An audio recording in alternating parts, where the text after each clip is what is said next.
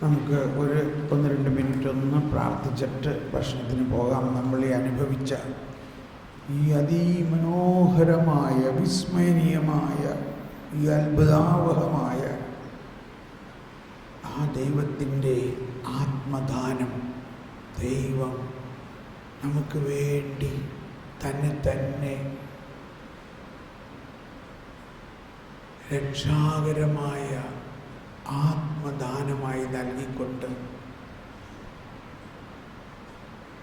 പാപം മൂലം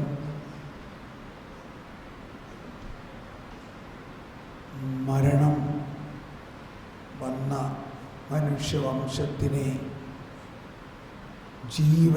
ദൈവിക ജീവൻ നൽകി രക്ഷിച്ചു കഴിഞ്ഞിരിക്കുന്നു. വിശ്വസിക്കുക. ഇനി ഒരു ബലി അർപ്പിക്കാനില്ല. തൻ്റെ ശരീരത്താൽ നമ്മുടെ കടങ്ങൾ പൊറുക്കുകയും തൻ്റെ രക്തത്താൽ നമ്മുടെ പാപങ്ങളുടെ കറ മായ്ച്ചു കളയുകയും ചെയ്ത് നമ്മുടെ കർത്താവ് സഭയിൽ വാഴ്ത്തപ്പെട്ടവനാകട്ടെ. ചെയ്തു കഴിഞ്ഞിരിക്കുന്നു. വിശ്വസിക്കുക.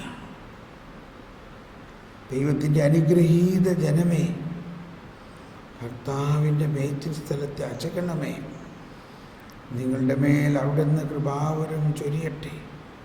അവിടുന്ന് തൻ്റെ കരുണയും അനുഗ്രഹവും നമ്മളിൽ വർഷിച്ചിരിക്കുന്നു. ഉള്ളിൻ്റെ ഉള്ളിൽ, നമ്മുടെ ആത്മാവിൽ ഈ കർത്താവ് പരിശുദ്ധാത്മാവ് ജീവദാതാവായി ലയിച്ചിരിക്കുന്നു. നമ്മുടെ ഉള്ളിൻ്റെ ഉള്ളിലെ ആ രാത്രിയിൽ ദൈവാത്മാവ് നമ്മുടെ ആത്മാവിനോട് ലയിച്ച് ഒന്നായിക്കൊണ്ടിരിക്കുന്നു, ഒന്നായി കഴിഞ്ഞിരിക്കുന്നു.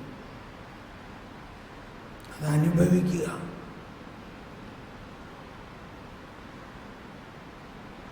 അതനുഭവിക്കുക.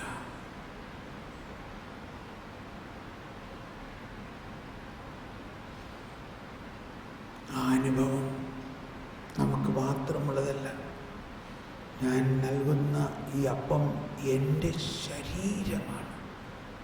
ഇത് നിനക്ക് വേണ്ടി മാത്രമല്ല, നിന്നിലൂടെ ഇത് ലോകത്തിന് ജീവൻ നൽകുന്നതിനുള്ള എൻ്റെ ശരീരമാണ്.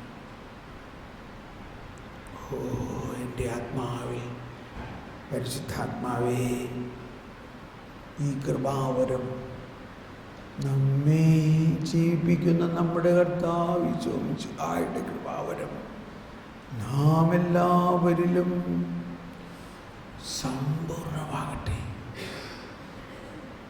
ആ യേശുവിനെ കുറിച്ചുള്ള പൂർണ്ണമായ അറിവും അനുഭവത്തിലേക്ക് നയിക്കട്ടെ. യുഗങ്ങൾക്ക് മുമ്പ് ഒളിച്ചപ്പെട്ടു വച്ചിരുന്ന ഈ രഹസ്യം ഇപ്പോൾ ഇതാ വെളിപ്പെട്ടിരിക്കുന്നു. ക്രിസ്തു നമ്മളിൽ തന്നെ.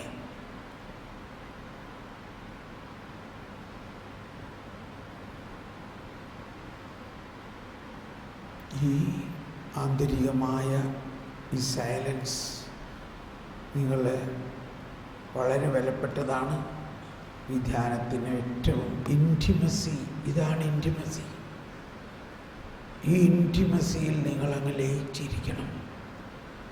ഈ ലയിച്ചിരിക്കുന്ന അവസ്ഥയിൽ നിങ്ങൾ ഭക്ഷണം കഴിക്കാൻ പോകുന്നു.